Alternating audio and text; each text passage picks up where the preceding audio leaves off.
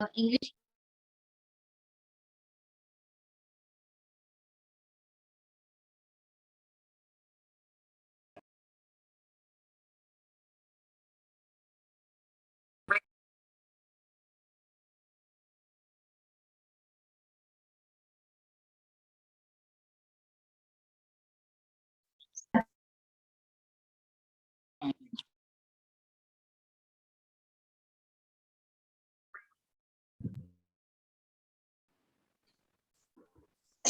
Chapter 15 कर रहे हैं।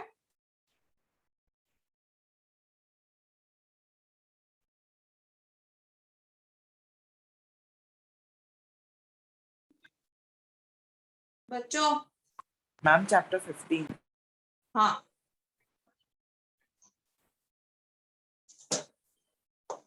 कहाँ तक हम लोग सम्स कर रहे थे ना? Yes ma'am. Yes ma'am. Okay, तो बाकी के टॉपिक्स खत्म कर देते हैं, उसके बाद में आपको न्यूमेरिकल्स थोड़े से दे देती हूँ करने के लिए, ठीक है? जो पॉसिबली बहुत अच्छे से आ सकते हैं।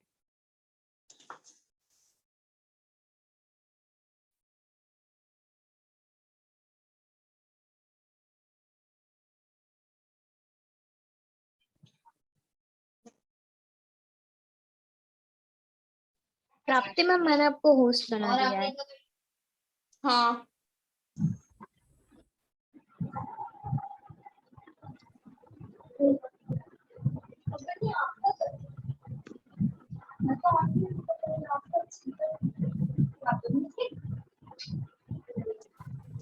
Okay, let's start.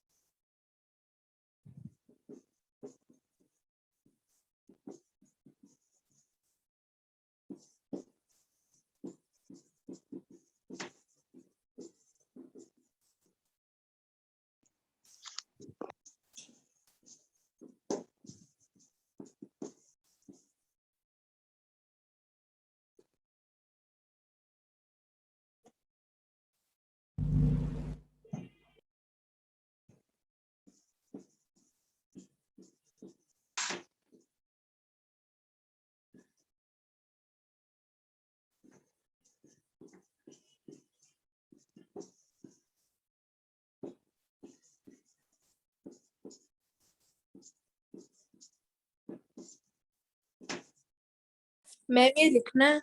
यस,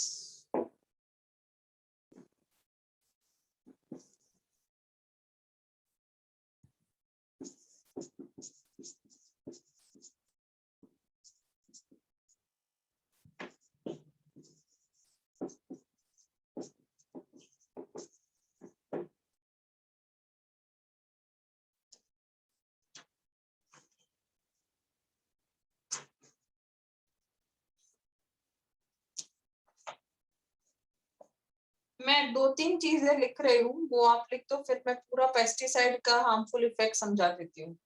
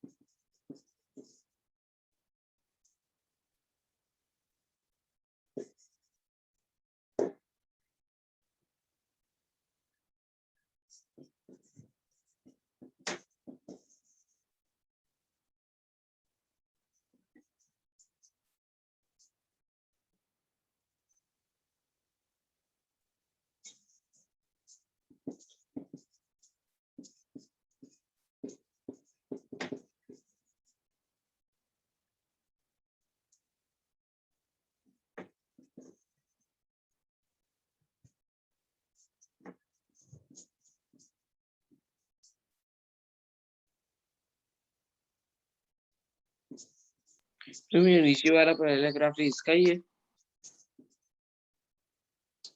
ये है बायो कंसंट्रेशन ऑफ पेस्टिसाइड, ये है bio magnification of pesticide. Okay ma'am. हाँ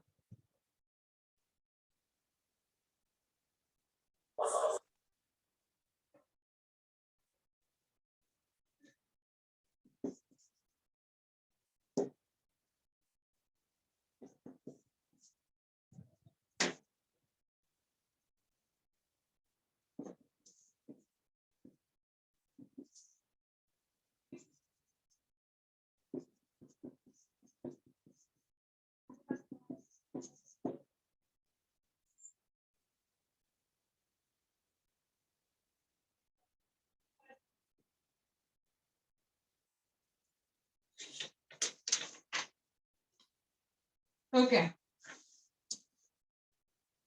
आई इंसिस्ट कि आप लोग इतना पॉइंट जरा फटाफट लिखते हैं। I would like to rub till here, तब तक मैं आपको ये एक्सप्लेन कर देती हूँ। Accumulation of harmful chemicals. अब हमको भी पता है कि India is 70% based on agriculture, and to survive the demands of the people, we are trying to grow very vegetation very fast. In the rapid growth, what is happening? We need to use certain chemicals. They can be in a form of fertilizer, they can be in a form of pesticides. Because क्या होता है, बहुत सारे paste होते हैं which try to eat your plants, which you cannot afford to lose. Hence, we need to sprinkle pesticides to kill this pest, small organisms, small insects. Now, these organisms which are there, they enter in the food chain. How? मतलब ये जो pesticide है ना, not organism, rather I would say pesticide, it enters in a food chain. ये क्या होता है, plants पे छिड़कते हैं, प्लांट्स को एनिमल खाते हैं. एनिमल तो ऐसा है नहीं ना हमारी तरह धोते हैं सब कुछ, ऐसा वो नहीं करते, तो वो खा लेते हैं. अब उन्हीं एनिमल्स को ह्यूमन भी खाता है, तो अल्टीमेटली ह्यूमन में आ गया पेस्टिसाइड. तो इसे हम कहते हैं बायो कंसंट्रेशन ऑफ पेस्टिसाइड. इतना समझ आया आप लोगों को? Yes ma'am. Yes. समझाओगे? मैं समझाऊंगी आपको. आप बायो कंसंट्रेशन ऑफ पेस्टिसाइड तक सबने लिख लिया है? मुझे डायग्राम ड्रॉ करना है. So Yes, with the ma'am. next- ये Yes, ma'am, दोनों डेफिनेशन पता नहीं चली. हाँ हाँ, don't worry the moment I will explain you ना विद डायग्राम, आपको आराम से पता चल जाएगा. ठीक है? Okay ma'am. या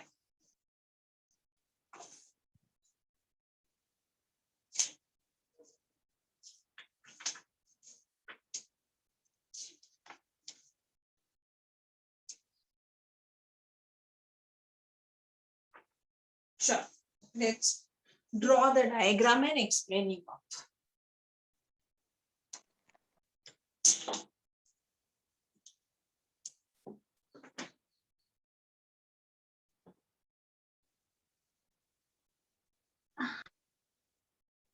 मैम बायोलॉजिकल मैग्निफिकेशन रखना. वो तो रहेगा बेटा.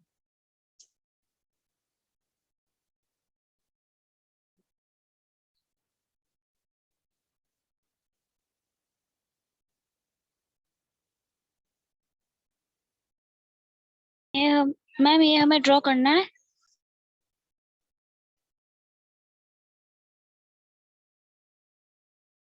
Ma'am, it is only for understanding.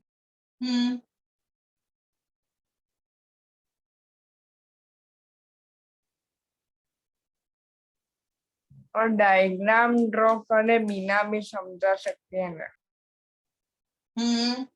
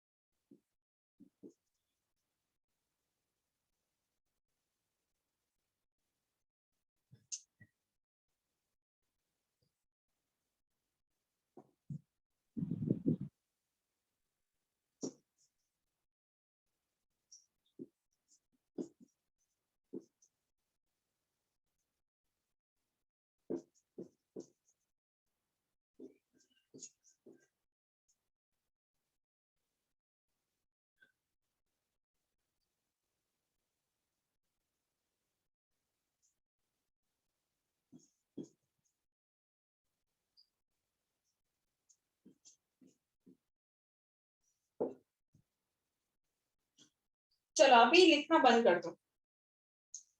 Now this is plant. Plant में प्रॉब्लम है मुझे इंसेक्ट का, तो मैंने पेस्टिसाइड यूज किया। कौन सा? डीडीटी। ओके, नेक्स्ट लेक्चर में आप लोग बताओगे डीडीटी का फुल फॉर्म। वैसे तो डाइथाइल डाइमिथाइल ट्राइथाइल क्लोरीन है, लेकिन बता देना आप लोग, मैंने फटाफट बोल दिया। Dichloro diphenyl trichlorine. चलो ओके, पेस्टिसाइड डाला मैंने इस पे। अभी क्या होगा? एक तो रह गया। मैंने कितनी 1 2 3 4 फुट चेन ड्रॉ की है बेसिकली। आप देखो बेटा, प्लांट को ग्रास ऑफर ने खाया, ग्रास ऑफर को frog, frog snake, snake to peacock. तो ये पेस्टिसाइड वाला जो प्लांट है वो फूड चेन में आ गया इस वाली। Yes ma'am. ओके, इसको Yes, कंसीडर ma'am. करके कि इस पे ना छोटे छोटे जो इंसेक्ट होते हैं ना, कई बार उसको हम दवाई डालते हैं, लेकिन थोड़े टाइम के बाद दवाई यूजलेस हो जाती है। तो हम फिर क्या करते हैं, बर्ड्स जो आते हैं ना, तो वो इन इंसेक्ट को खा जाते हैं। उन्हीं बर्ड्स को ह्यूमन खाते हैं। तो ये आ गया पेस्टिसाइड ह्यूमन में। Yes, ma'am. Okay, third, plants को डियर, डियर से लायन, तो इसमें भी आ गया पेस्टिसाइड लायन में। और डायरेक्ट प्लांट्स को हम खाते हैं। समझ गए? तो मतलब क्या हुआ कि अभी हमारी जो फूड चेन है उसमें पेस्टिसाइड आ गया। Ma'am Yes, ma'am. पेस्टिसाइड का प्लांट्स के कंसंट्रेशन आ रूट गया में उसमें। पेस्टिसाइड्स मैम डाला जाता है। क्या बेटा? प्लांट्स के रूट में पेस्टिसाइड डाला जाता है। प्लांट्स के रूट में नहीं डाला जाता, प्लांट के ऊपर स्प्रिंकल किया जाता है। रूट में फर्टिलाइजर डालते हैं। मैम हाँ मैम तो फिर मैम ये हम खाएंगे ये तो बारिश हमें कैसे होगा? हम थोड़ी ना डायरेक्ट मैम प्लांट प्लांट से डायरेक्ट। Yes ma'am. ये प्लांट, अच्छा प्लांट में आपको इतना ही दिखा ना, इस पे फ्रूट्स वगैरह ग्रो होंगे, तो आपको लगता है कि पेस्टिसाइड जो डाली है वो ऐसे ही आपने नॉर्मल वाटर से प्लांट को वॉश कर दिया तो चली जाएगी? जैसे मैम आप अभी, एक मिनट, अभी नहीं। मैं बोल रही हूं ना, तो बीच में मत बोला करो। आपने जब प्लांट की बात की, तो जैसे आप खाते हो स्पिनच, स्पिनच को कितनी बार धोते हो? 3 से 4 बार। पेस्टिसाइड का 0.5% भी नहीं निकलेगा। चलो, कोरिएंडर, फिर बेसिल, कैप्सिकम, टोमेटोज, फ्रूट्स। तुम बताओ ना, मैं तुमको बताती हूँ कि कौन सा ऐसा प्लांट है जो तुम कंज्यूम नहीं करते हो या जिसमें पेस्टिसाइड ह्यूमन में नहीं जाएगा। बोलो, अभी बोलो। मैम सब में जाएगा। मैम तो ये जाएगा तो बॉडी में मतलब क्या होगा? हाँ, तो वो क्या होगा वाला क्वेश्चन यहाँ पढ़ेंगे। अभी सिर्फ इतना ही पढ़ना है, बायो कंसंट्रेशन ऑफ पेस्टिसाइड। ये समझ आ गया? Yes. Yes, ma'am. Yes, ma'am. अब क्या मैम? होगा वो स्टार्ट करते हैं। हाँ बेटा। मैम अगर बारिश होगी तो ये जो पेस्टिसाइड्स होंगे वो रिवर में जाएंगे तो वहां पे फूड चेन को हिलाएंगे। यस यस, अभी अभी मैं उसमें आती हूँ। अभी मैं और एक फूड चेन ऐड करने जा रही हूँ।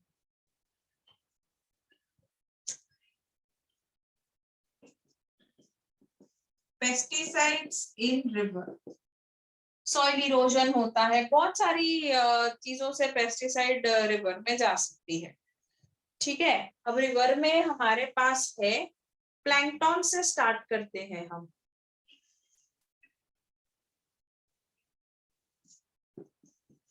प्लैंकटन्स, प्लैंकटन्स है ना, वो इस पेस्टिसाइड को खाएंगे। इसके बाद स्मॉल फिश, इसके बाद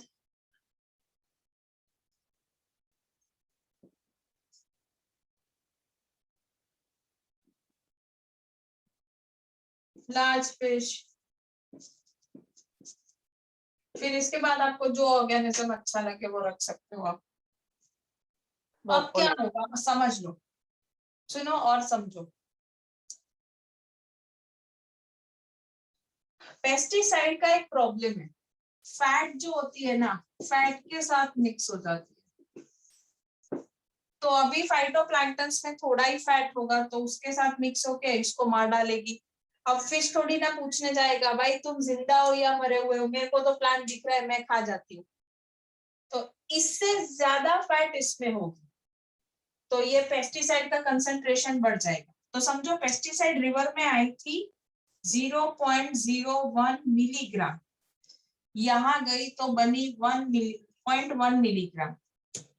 फैट के साथ रिएक्ट कर रही है ना तो पॉइजन बढ़ता जाएगा। इधर आ गई 1 mg, ये मैंने टेंटेटिव लिखा है, ऐसा नहीं है कि इंटू 10 करते जाओ। हाँ, और फिर इसमें आई तो 10 mg, इसमें गई तो 100 mg। जो भी आप बड़ी फिश को जैसे ह्यूमन ले लो, ठीक है। तो ये 0.01 mg pesticide can get convert into 100 mg pesticide just by this getting mixed with fatty acids या fats। मैम हाँ, अगर ह्यूमन पेस्टिसाइड खाते हैं तो वो क्यों जल्दी नहीं मर जाते, वो लेट क्यों मरते हैं? तुम खाते हो पेस्टिसाइड? नहीं मतलब वो जो प्लांट उगाए उसमें तो पेस्टिसाइड होंगे ना। पेस्टिसाइड से कैंसर होती है बेटा, जितने लोग कैंसर से मर रहे हैं ना, समझो कि 60% केसेस पेस्टिसाइड्स वाले होते हैं। और पेस्टिसाइड का ना एक प्रॉब्लम है, धीरे धीरे अक्यूमुलेट होता जाएगा, तुमको पता भी नहीं चलेगा कि हम पेस्टिसाइड वाला खाना खा रहे हैं और इसकी वजह से हमें कैंसर हुई है। मैम हाँ मैम, वो आपने जो फूड चेन लिखी है उसमें प्लैंक्टन्स के बाद जू प्लैंक्टन्स लिख सकते हैं? हाँ लिख सकते हो, plankton, जूप्लैंक्टन, small fish, large fish, human. ठीक है, सो बेसिकली आपने देखा कि पेस्टिसाइड रिवर से लेके हम ह्यूमन तक जाते हैं। आप ऊपर की भी फूड चेन वैसे ही कंसिडर कर सकते हो कोई भी। तो जहां पे फैट्स बढ़ रही है वहां पे कंसंट्रेशन ऑफ पेस्टिसाइड बढ़ रहा है। Do you agree with me? Yes. Yes, ma'am. अच्छा, तो हम Yes, ma'am. सारे यहाँ पे सारे प्लैंक्टन से लेके ह्यूमन है या जितनी फूड चेन है उसमें लिविंग ऑर्गेनिज्म की बात कर रहे हैं। Yes, ma'am. Yes. तो उसे हम कहते हैं बायोलॉजिकल। और आप देखोगे वो 0.01 से लेके 100 mg तक पहुंच रहा है। तो बायोलॉजिकली मैग्नीफाई हो रहा है जैसे जैसे फूड चेन में से पास हो रहा है। तो इसे हम कहते हैं biological magnification. The increase in the concentration of harmful chemical like pesticide in the living body of organism at each trophic level, हर एक trophic level पे pesticide का concentration increase होना in a food chain is known as biological magnification. Is it clear? Ma'am Yes. Ma'am तो हर human को cancer होगा? नहीं, हर human को cancer नहीं होगा। ज्यादातर जो ह्यूमन बींग्स नॉन वेजिटेरियन खाते हैं उनको प्रोबेबिलिटी बढ़ जाती है। जो वेजिटेरियन खाते हैं उनके कैंसर का रीजन कभी कभी और भी कुछ होता है। और इससे कैंसर ही नहीं होता, इससे कई बार पैरालिटिक अटैक भी आता है, पर इतनी सीवियर इफेक्ट नहीं देखी जाती है। सीवियर इफेक्ट तब देखी जाती है जब आप जैसे ओल्ड एज में आते हो ना, तब सीवियर इफेक्ट इसकी आती है। Ma'am, so how we can prevent this? By using biopesticides. Biopesticides का मतलब क्या? जैसे ये है ना, तो ये मक्खी है मान लो। अब मक्खी को कौन खा रहा है? आप ऐसा ऑर्गेनिज्म लाओ जो प्लांट को नहीं खाएगा, सिर्फ मक्खी को खाएगा। सो उसे बायोपेस्ट कहते हैं। समझे? तो हमें मैम कौन नहीं पता बताएगा? चल। मैम समझाती ये नहीं समझाती हूँ ना। बायोलॉजिकल मैग्निफिकेशन समझ आ गया ना? Yes, यस मैम हम भी तो पेस्टिसाइड खाते हैं, तो फिर हमें उसके बैड इफेक्ट्स क्यों नहीं होती जो वेजिटेरियन होती? हम लोग ना खाना कैसे खाते हैं बेटा? मैं इसीलिए मैंने पूछा कि आपके घर में मैम हाथ कैसे। से अरे भाई, फूड कैसे आपके धुलता है वो बहुत डिफरेंट। मतलब आप जैसे टमाटोज लाए तो एक वॉश है कि आपका वेजिटेबल वेंडर है वो करेगा, ठीक है, वो पानी डालेगा। उसके बाद जब आप घर पे लाते हो चीजें तो आपको वॉश करनी होती है। तो वॉश करने में अगर आपने सॉल्ट और बेकिंग सोडा ऐड किया है वेजिटेबल वॉश करने में, तो सारी पेस्टिसाइड्स चली जाएगी। ठीक है। अब अगर वो आप नहीं कर रहे हो, सिंपल वाटर से वॉश कर रहे हो, तो आप सिंपल वाटर से वॉश करके रख दो। उसके बाद जब आप यूटिलाइजेशन में लेते हो, जैसे मैं अभी टमाटर काट रही हूँ, so I will wash it thoroughly again. जैसे काफी लोग क्या होता है, समझ लो कि ये है टमाटो, ऐसे पानी के नीचे कर दिया ले लिया। एप्पल है, पानी के नीचे कर दिया ले लिया। अब वहां एप्पल का जो ये डंडी होता है ना, उसके अंदर देखना कितना कचरा होता है।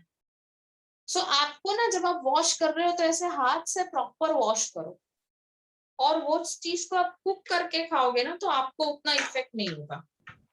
मैम हाँ मैम मैम जो एप्पल के ऊपर वो जो व्हाइट लेयर होती है वही को उसी को पेस्टिसाइड बोलते हैं? ना, वो तो वैक्स होती है चमकाने के लिए, ताकि आपको लगे कि एप्पल बहुत अच्छा है। That white layer is just like a makeup what a girl does to look good. Ma'am तो वो भी खराब होता है? उसकी भी तो बैड इफेक्ट्स होती है ना। हाँ उसकी भी होती है, बट जनरली मतलब आई मेक अ प्रैक्टिस के थोड़ा सा गर्म पानी हो ना, गीजर वगैरह का, फ्रूट्स को उसमें डाला जाए, ऐसे एप्पल मैम वाले। अगर मैम प्रॉपर वॉश कर दिया जाए तो? हाँ तो कोई बात नहीं। मैम मैम लेकिन जब हम वेजिटेबल्स और वो सब सॉल्टेड वाटर में डालते हैं, वो जल्दी क्यों मतलब ऐसे मुरझा जाते हैं? क्या जल्दी क्या हो जाता है? मैम वो जल्दी खराब हो जाते हैं। ओके, सॉल्ट वाटर में डालेंगे तो जल्दी खराब नहीं होते यार, मेरे तो ऐसे के ऐसे ही रहते हैं। कंडीशन कि आपने पानी डाल के पानी को सुखाया नहीं है, if the water remains in that vegetable ना, तो जल्दी खराब हो जाएंगे। मेरे घर में मैं 4 दिन की सब्जी लाती हूँ एक साथ, ठीक है, सबको प्रॉपर पॉलिथीन में, पॉलिथीन भी कैसा वैक्यूम पैक करके रखते हैं हम लोग। और वैक्यूम पैक करने के लिए भी कोई इंस्ट्रूमेंट नहीं चाहिए, जस्ट आपकी जो वो जिपलॉक बैग होती है ना, जिपलॉक बैग है तो इधर आप थोड़ा सा होल रखो, काफी बैग में आता है, तो स्ट्रो से ना हवा को खींच लो, पूरा बैग में से हवा निकल जाएगा, वो वेजिटेबल्स आराम से अच्छे रहते हैं यार। मैम फिर एक मेरे को खत्म तो करने दो। फिर एक बार ना क्या होता है कि टेम्परेचर भी बहुत मतलब इम्पोर्टेंट है। जैसे अभी अब बच्चे होते हैं, तो मेरे घर में कोई बच्चा नहीं है, तो मेरा फ्रिज काम के बिना खुलता नहीं है। अब काफी बच्चे क्या करते हैं, जब फ्रिज में खोल के खड़े रह जाते हैं, ठंडी हवा आती है, मजा आता है उनको। काफी लोग सोचे बिना फ्रिज खोल देते हैं, और फिर सोचते हैं कि अच्छा मुझे क्या लेना था, ऐसा, तो इन सब में बिगड़ जाता है।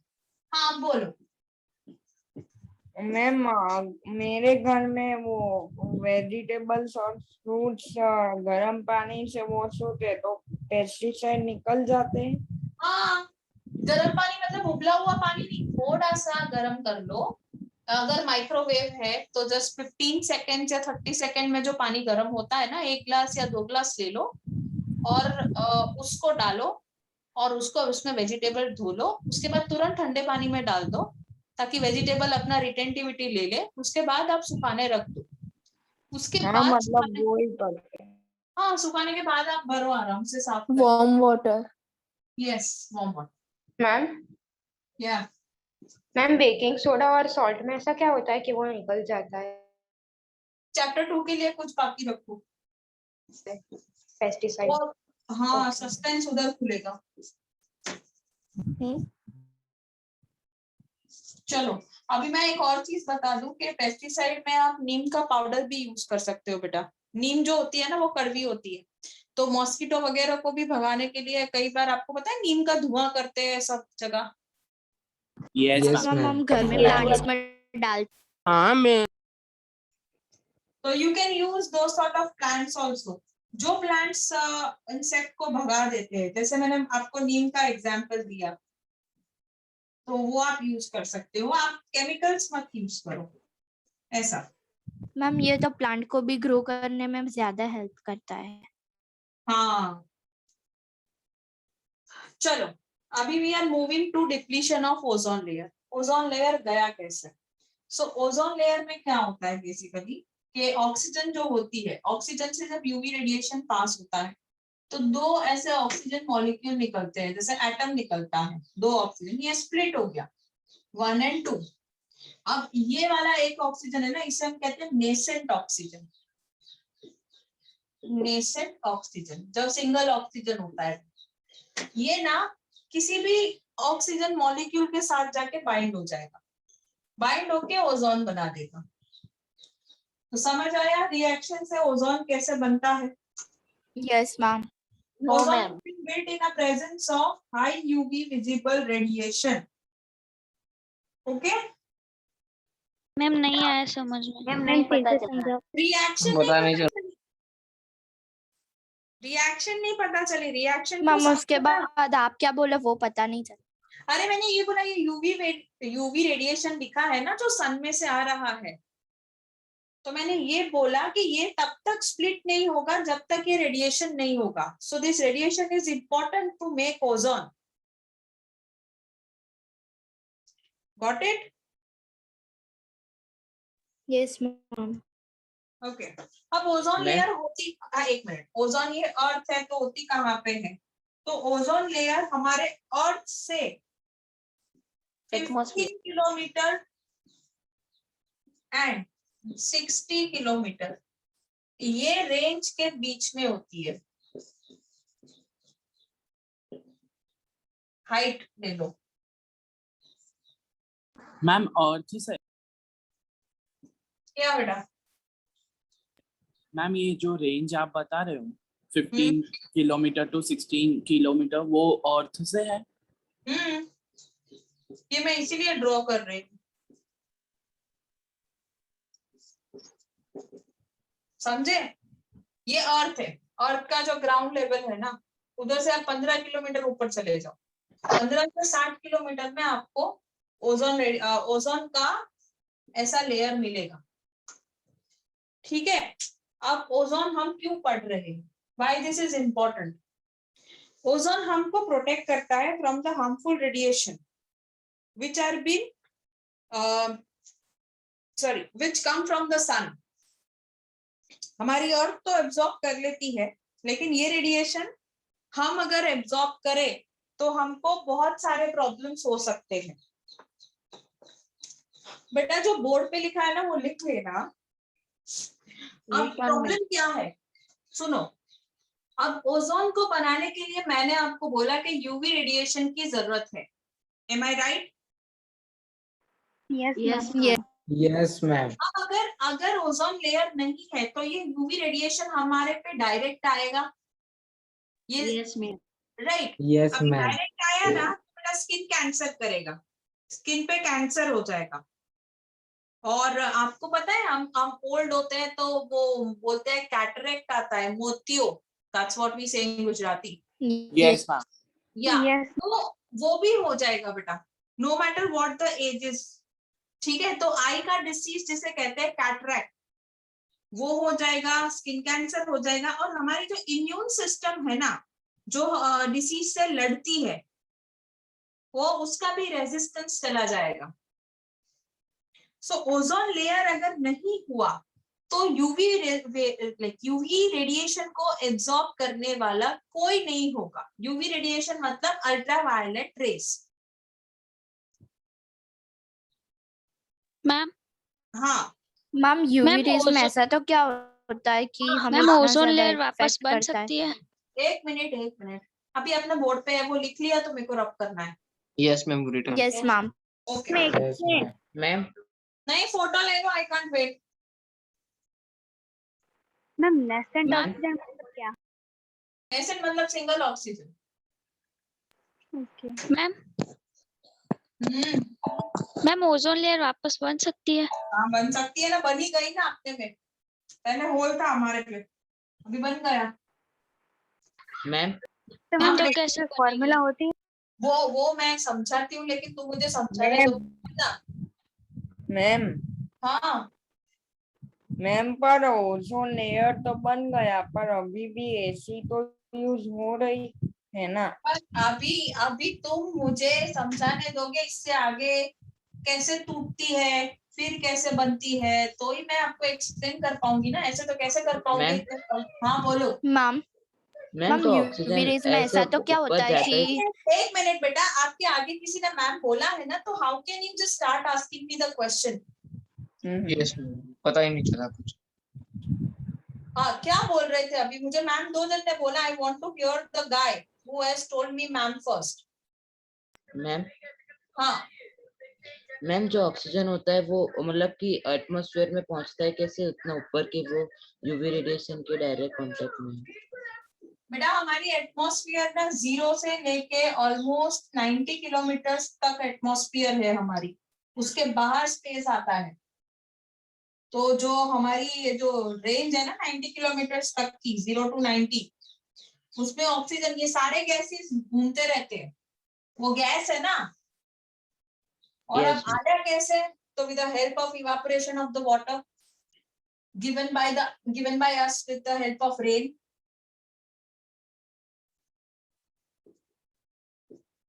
पहले तो ये, अब आती है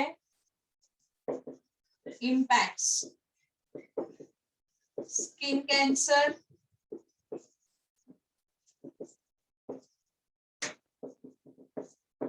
second we have is cataract, low immunity,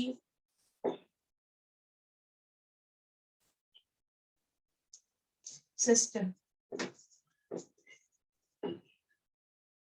okay, अब बात आती है कि ओजोन होल होता कैसे है। बनना तो समझ आ गया, चलो हाउ इट्स बीन मेड समझ आ गया, होल कैसे होता है। तो हमारे ओजोन है ना O3, CFC यूज करते हैं ना, तो उससे ओजोन होल होता है।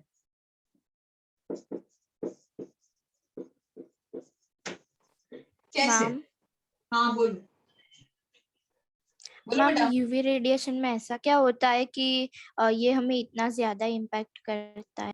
एक टाइप की एनर्जी है ये, जो हमारी स्किन बेयर नहीं कर सकती। तो हमारी स्किन के जो सेल्स होते हैं ना, उस पे अगर ये एनर्जी गिरती है तो उसका uncontrollable and harmful growth start हो जाता है। वो सेल के जो हमारे बॉडी में ना हर रोज कैंसरस सेल बनते हैं और हर रोज डिस्ट्रॉय करते हैं हमारी इम्यून सिस्टम। ठीक है, तो अब इम्यून सिस्टम वीकर हो गई तो कैंसरस सेल कैसे डिस्ट्रॉय कर पाएगी? Getting the point? Immune system कैसे वीकर होती है? ये एनर्जी ही ऐसी है कि इसके इलेक्ट्रॉन्स हमारी जो सेल है ना उसको वीक करते हैं, तो सेल काम नहीं कर पाते जो जिसके लिए, जिस फंक्शन के लिए वो बने हैं। If they cannot work, the other things will automatically will get impacted. जैसे अगर इम्यूनिटी लोअर हो गई है तो कैंसरस सेल जो रोज बन रहे हैं वो कंट्रोल में नहीं आएंगे, स्पेशली जो स्किन वाले हैं, क्योंकि स्किन पे यूवी विजिबल आ रहा है। तो उधर फिर कैंसर होना स्टार्ट हो जाएगा, समझे? यस आप देखते हो व्हेन यू सी, तो यू सी लाइक सनलाइट को देखते हो ना, आंखें बंद करके तो थोड़ी ना चल सकते हैं, तो उधर फिर स्टोन होना स्टार्ट हो जाएगा आंख में, जिसे कैटरेक्ट कहते हैं. So these two are related, and this is just because we see eyes absorb, that's why. अभी ठीक है? अभी किसी का और डाउट है? No ma'am. ओके, चल. CFC, CFC का फुल फॉर्म क्या है? First of all chlorofluorocarbon. Chlorofluorocarbon. Chlorofluorocarbon, CFC. इसका यूज करते हैं ना, तो ओजोन होल होता है. तो अभी क्वेश्चन है कि इसका यूज कहाँ पे होता है? तो इसका यूज ना रेफ्रिजरेटर, एसी. एयर कंडीशन, उसमें होता है. परफेक्ट. फ्रिज और एसी उनमें मैम सिर्फ होता ये है. दो चीज में ही होता है. फिर तो फायर एक्सटिंग्विशर में भी होता था, फिर एरोसोल के स्प्रे में भी होता है. ठीक मैम है. वो जो स्नो स्प्रे होता है उसमें भी होता है ना शायद. हाँ. देखो, CFC का यूटिलाइजेशन है aerosol spray, fire extinguisher, fire को बुझाने के लिए जो है ना गैस, उसमें भी यूज होते थे. Refrigerator, air condition. ठीक है, इतना में यूज होता है यूजेस ऑफ CFC. तो इसका यूज से क्या होता था? मैम ये CFC एसेरॉल स्प्रेस क्या होते हैं? मैं एक्सप्लेन कर रही थी कुछ बेटा. Yes ma'am. मैं क्या बोल रहा है? Yes, ma'am. जब मैं मेरा एक्सप्लेनेशन चालू हो ना, बीच में मत बोलो. I will give you chance to ask me. I explain you each and everything. कहाँ यूज होते हैं, किस में यूज होते हैं, इसका मीनिंग क्या है. I give you an example also. You just wait. उसके पहले मैंने कुछ लिखा है. I need to explain this बेटा. Ozone plus CFC. अब इसमें से जब रिलीज होते हैं ना ozone, they come into the air. तो अभी ओजोन है प्लस CFC बनेगा. तो CFC क्या करेगा? CFCO, एक ओजोन में से O को निकाल लेगा. अब ये O2 हो गया. ये प्रोसेस को होते 1 सेकेंड भी नहीं लगता. सुनना, ये प्रोसेस को होते हुए 1 सेकेंड भी नहीं लगता. स्टेप 1. स्टेप 2 में क्या करेगा? अब ये CFC in presence of sunlight, CFC plus O. Ozone टूट गया यहाँ पे ये दो प्रोसेस से. Do you agree Yes. With me और not? Yes, ma'am. Yes, ma'am. अभी ये जो CFC आया ना, वो एक ही CFC अभी हमने लिया है. वो फिर से दूसरे ओजोन को ढूंढेगा, फिर से वो बाइंड करेगा एक ऑक्सीजन को, फिर से अलग करके फ्री हो जाएगा. तो ये साइकिल करता ही रहेगा. और आप सोचो कितने सारे CFC हम यूज कर रहे हैं, कितनी सारी जगह पे.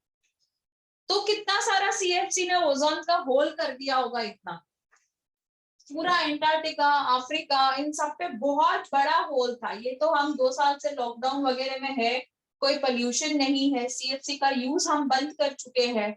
इसी के लिए ये होल फिर से खत्म होने को आया है और फिर से ओजोन लेयर बन गई है. हाँ, तो अभी मुझे किसी ने पूछा था मैम ओजोन लेयर बनती है? तो बेटा इसमें से जो O2 और इसमें से जो O आया है ना, तो O2 plus O will make O3, but this process will take years. ये प्रोसेस 1 सेकेंड में होगा, इसको सालों साल लग जाएंगे. ठीक है, इसीलिए होल दिखता है. अभी समझ आ गया इतना? पर मैम Yes, ऐसा तो भरने में सालों साल लगते हैं, तो और खत्म होने में 1 वो सेकंड. ऐसा ही होता है. हमारी लाइफ में भी ऐसा ही है बेटा. हमने कुछ ना, जैसे देखो आप लोग एक डिग्री को हासिल करने में कितने साल पढ़ते हो? You will study at least for 26 years in your life to complete your post graduation.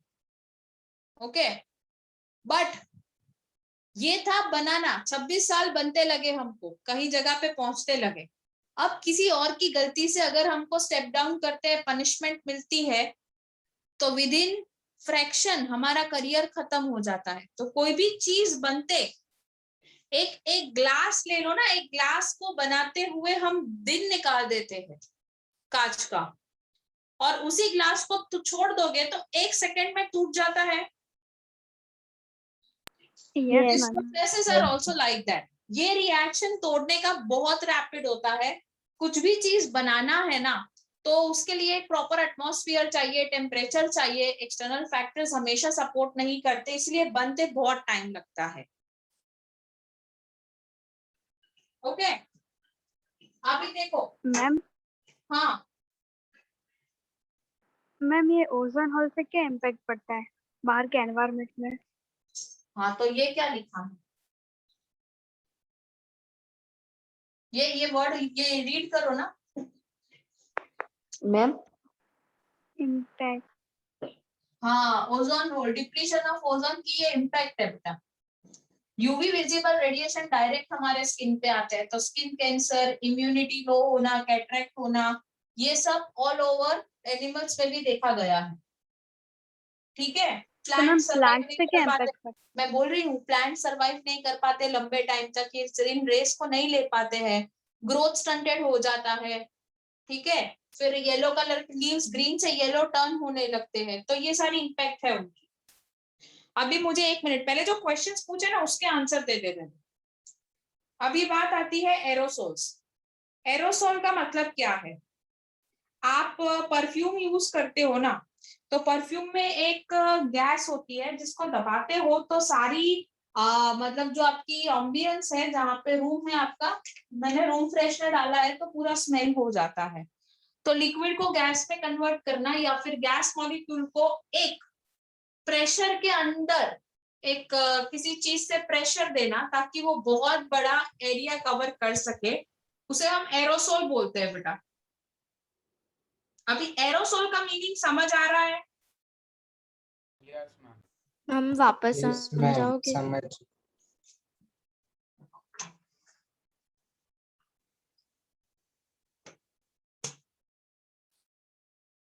Aerosol है, इसको जैसे स्प्रे करेंगे ना तो अंदर, कैन यू सी लिक्विड है, आवाज आ रही है थोड़ी थोड़ी? Yes ma'am. Yes ma'am. Yes ma'am. Spray किया तो क्या निकला? Yes ma'am. गैस। एरोसोल है। Gas, yes. Aerosol gas. Okay, अभी ये जो तो मैं हाँ सुन लो ना, सुन लो, परफ्यूम की बात नहीं कर रही थी मैं। अब ये कहाँ कहाँ आते हैं तो आपको पता है, यूएसए वगैरह में ये जो साफ करने के लिए ना कई बार ऐसे एरोसोल्स यूज करते हैं। क्या? किचन साफ करने के लिए। उसके अलावा जो ये फायर एक्सटिंग्विशर्स होते हैं ना, उसमें भी one of the component mix करके ऐसे स्प्रे करते हैं। उसके अलावा सीएफसी के जो एरोसोल्स होते हैं ना, हाँ या वो नॉर्मली जो जैसे एक कंपोनेंट है जिसे कहते हैं पॉलीयूरेथान फोम, तो फोम बेस में भी यूज करते हैं बेटा। और इन सबको जैसे कार को क्लीन करना है तो कुछ केमिकल्स होते हैं, तो उसको भी in a form of aerosol transfer कर लेते हैं, ताकि आप जब उस पे डालो ना तो वो तुरंत ही एटमॉस्फेयर में चला जाए गैस बन के, आपको कपड़े से साफ ना करना पड़े। उसे हम एरोसोल स्प्रेयर्स कहते हैं। समझ आया? एरोसोल का मतलब, एरोसोल स्प्रेयर का मतलब। हाँ, अब ये कार, सुनो सुनो, पूरा नहीं किया मैंने, बीच में मत बोलना। अभी एरोसोल स्प्रेयर के यूज क्या होते हैं ये बता देती हूँ। मतलब जिनमें यूज तो बहुत सारे होते हैं, तो सीएफसी वाले कौन से थे वो बता देती हूँ। जैसे मैंने कार के लिए बोला कि कार को चमकाने के लिए काफी सारी चीजें आती है, तो उसमें एरोसोल स्प्रेयर्स जो होते हैं उसमें सीएफसी हुआ करता था। फिर पैकेजिंग मटेरियल होते थे ना, उसमें ऐसे स्प्रेयर्स को डाला जाता था एल्यूमिनियम कैंस वगैरह को पैक करने के लिए, तो उसमें भी सीएफसी आता था। फिर इसके अलावा पहले के जो मैंने बोला कि ये कार्बन टेट्राक्लोराइड का क्या बोलते हैं, आपका एरोप्लेन जो होता है ना, उसको भी क्लीन करने के लिए एरोसोल स्प्रे आता है, तो उसमें भी CFC होते थे, किचन क्लीन करने के लिए भी होते थे. So there are multiple uses of aerosol spray.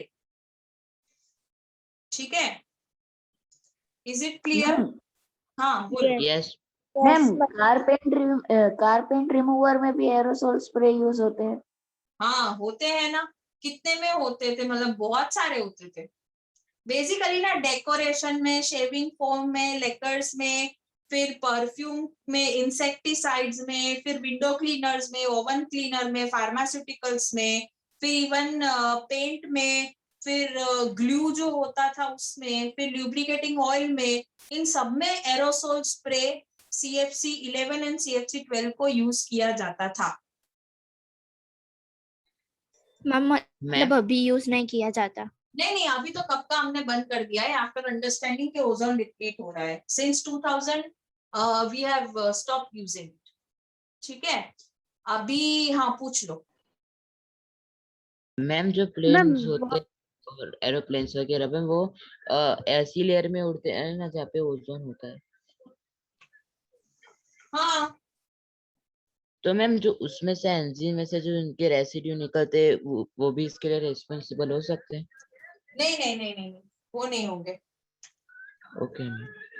Ma'am Why- wall paint में एरोसोल का क्या किया? I am rubbing this. हाँ बोलो, क्या पूछ रहे थे? मैम वॉल पेंट में एरोसोल का क्या मतलब रोल होता है? ऑयल पेंट कभी भी है ना बेटा, एक कंपोनेंट से नहीं बनता है. ऑयल पेंट में मेटल लेड भी आता है बेटा. तो आप देखोगे ना, तो अभी लिखा है लेड फ्री पेंट. पेंट करते हैं ना तो एक स्मेल आती है, आपको पता है, और फिर वो स्मेल उड़ जाती है ना. तो वो वॉलेटाइल मटेरियल जो डाला जाता है ना, जो उड़ जाता है, उसमें CFC होता है, ताकि पेंट ना लंबे टाइम तक रह सके बेटा. और मैम ग्लू में क्यों होता है? ग्लू मतलब ग्लू में क्या होता है, आप जब उसको लगाते हो तो वाटरी फॉर्म में होता है, पार्शियल लिक्विड फॉर्म में, फिर वो सॉलिड फॉर्म में कन्वर्ट हो जाता है. तो वो पानी उसमें से चला गया ना, तो वो उड़ गया, वॉलेटाइल हुआ, तो वो बनाने के लिए यूज किया जाता है बेटा. Okay ma'am. हाँ मैम अंटार्कटिका में तो मतलब कोई रहता नहीं है, तो फिर वहां पे कैसे ओजोन डिप्लेशन होगा, क्योंकि वहां पे तो इसका यूज भी नहीं होगा ना. बच्चे, गैस है गैस. मैंने मतलब यहाँ पे छिड़का है ना, तो it will travel, it's a moving particle. तो मैम मतलब वहां पे ही जाके क्यों कंसंट्रेट होगा ज्यादा? किसने बोला वहां पे ही? वहां पे भी, ही और बी का मतलब समझो. एंटार्क्टिका होल है ना, होल ये अर्थ है, तो अभी ऑस्ट्रेलिया है इधर, तो इधर होल हुआ, अब बड़ा हुआ तो इसने एंटार्क्टिका को कवर किया. समझे? वहाँ के कितने सारे ग्लेशियर्स पिघल गए थे. हाँ, तो थोड़ा सा ऐसा दिमाग लगाओ इसमें. मैम हाँ मैम ये होल कैसे दिखता है, मतलब कैसे पता चलता है कि इतना बड़ा होल है? गूगल कर लेना, फोटो मिल जाएगा. Okay ma'am.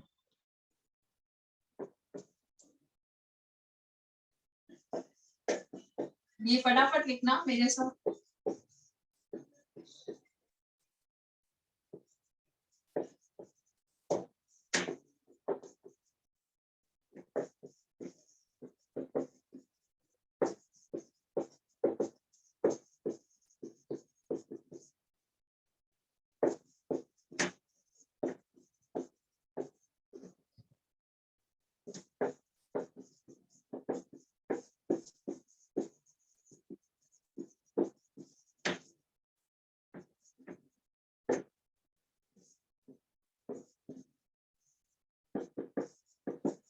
मैम तो ये ओजोन डिप्लेशन की वजह से ग्लोबल वार्मिंग हुआ था. Was one of the reason. It was not the only reason. Main reason तो हम है ग्लोबल वार्मिंग के लिए। Ma'am green house gases. हाँ, तो ग्रीन हाउस गैसेस ट्रैप क्यों हो रहे हैं? हमारी वजह से। हमारी वजह से। अब उसके लिए ना मुझे अलग से लेक्चर लेना पड़ेगा।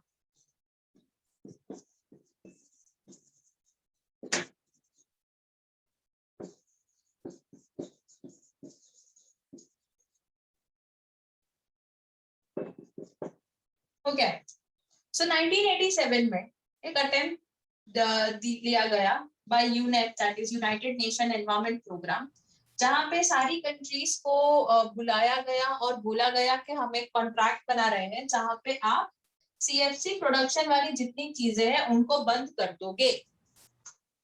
ठीक है, तो फिर धीरे धीरे टेक्नोलॉजी इम्प्रोवाइज होती गई और हमने सीएफसी का यूज बंद कर दिया बाय 2000। ओके बेटा? Yes, ma'am. Now comes Yes, managing the garbage. Managing the garbage मतलब household waste हमारा। So first is, मैम ये लिखना है। हाँ, मैं जो लिखूं वो लिखना है। Second is compost. गार्बेज को कैसे मैनेज करोगे? तो पहले तो आप एक काम करो, गार्बेज में से जितनी चीजें रिसाइकल हो रही है वो आप कर लो। Second is that you try and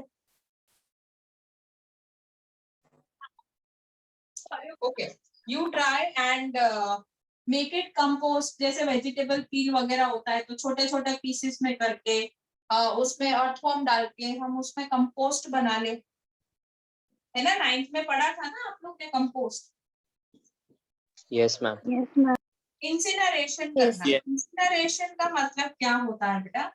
incineration में ना 1000 डिग्री सेल्सियस पे कोई भी वेस्ट को बर्न कर दो। जैसे आपका अवन होता है ना, वैसे बहुत बड़ा अवन होता है, रूम जितना, तो उसमें आप कोई भी वेस्ट होता है ऑटोमेटिकली, जैसे आपके एयरपोर्ट पे कन्वेयर बेल्ट होते हैं ना, वैसे ही वेस्ट के भी ऐसे कन्वेयर बेल्ट होते हैं जिसपे आपका सामान आता है।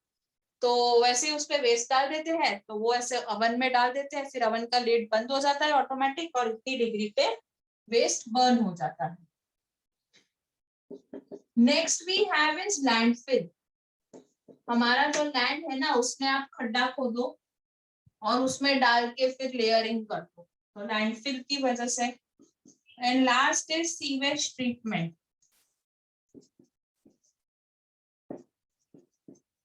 गटर का पानी होता है ना, उसको ट्रीट करने का। ट्रीट करोगे तो क्या होगा? डर्टी वाटर में यूरिन और फीसिस है ना, वो सीवेज बोलते हैं। तो उसको ट्रीट करोगे तो पानी जो होगा वो हम यूटिलाइज कर सकते हैं, और जो फीसिस वगैरह है, फिकल वेस्ट, वो सब हम एज इन मैन्योर यूज कर सकते हैं। फिर नॉर्मली हम बायोडिग्रेडेबल चीजें यूज कर सकते हैं, जैसे डिस्पोजेबल कप्स है या फिर कुल्लर्स है चाय पीने के लिए। हम अभी देखो जैसे ग्लास बॉटल्स हम यूज कर रहे हैं, प्लास्टिक हमने बैन कर दिया है, तो हम जो हमारी जो ये कपड़े की बैग्स होती है या कॉटन जूट की वो यूज करते हैं, या फिर रिसाइक्लेबल बैग्स यूज करते हैं। So these are the options how you treat your waste. Okay yes ma'am ma'am waste को बर्न करके क्या करना, मतलब एशेज में कन्वर्ट हो जाएगा, वही ऐश को आप यूज कर सकते हो, पाउडर फॉर्म में कन्वर्ट हो जाएगा छोटा सा। तो इतना ज्यादा वेस्ट होगा तो इतना छोटा सा पाउडर मिलेगा आपको, उतना विक्स की डब्बी में आ जाए इतना। और इतना पाउडर जो है ना, अब पाउडर बहुत ज्यादा जनरेट होता है तो रोड कंस्ट्रक्शन में यूज कर सकते हैं, ब्रिक जो कंस्ट्रक्शन में यूज होती है उसमें यूज कर सकते हो, उसके तो बहुत सारे यूजेस है फिर। हाँ मैम सीवेज को मतलब जो आपने डर्टी वाटर बोला उसे ट्रीट कैसे कर?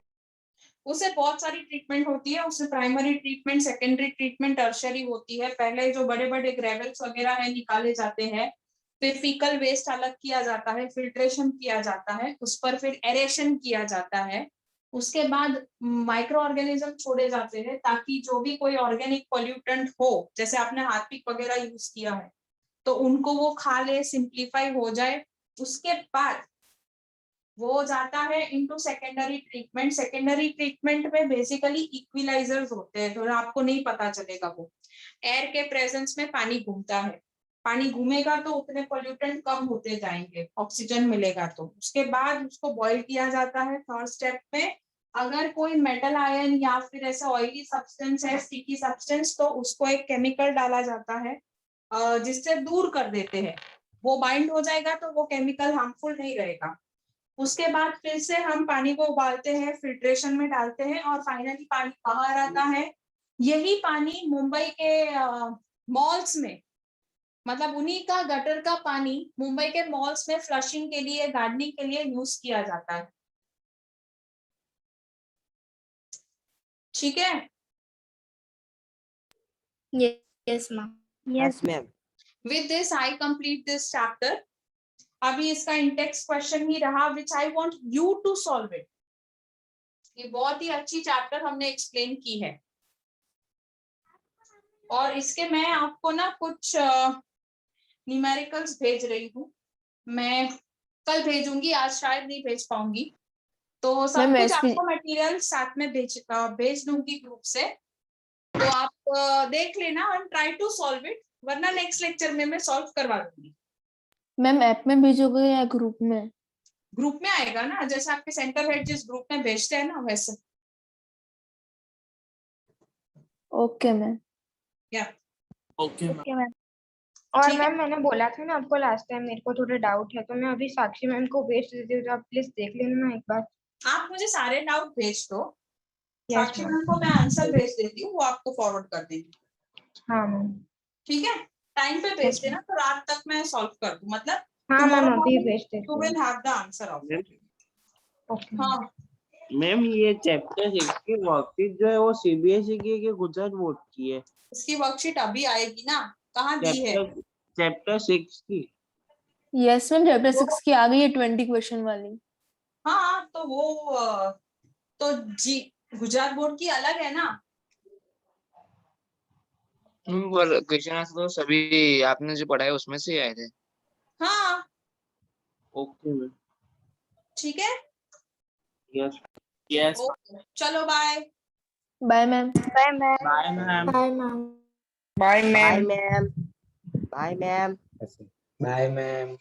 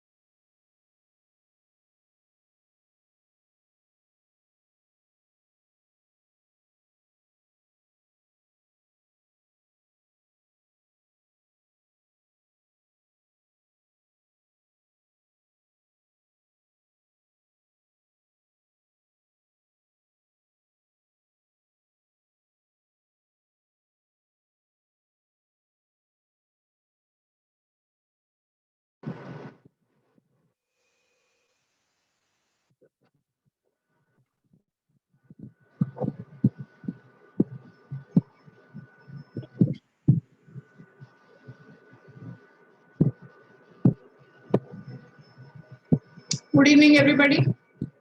Good evening. Good evening. Good evening, ma'am.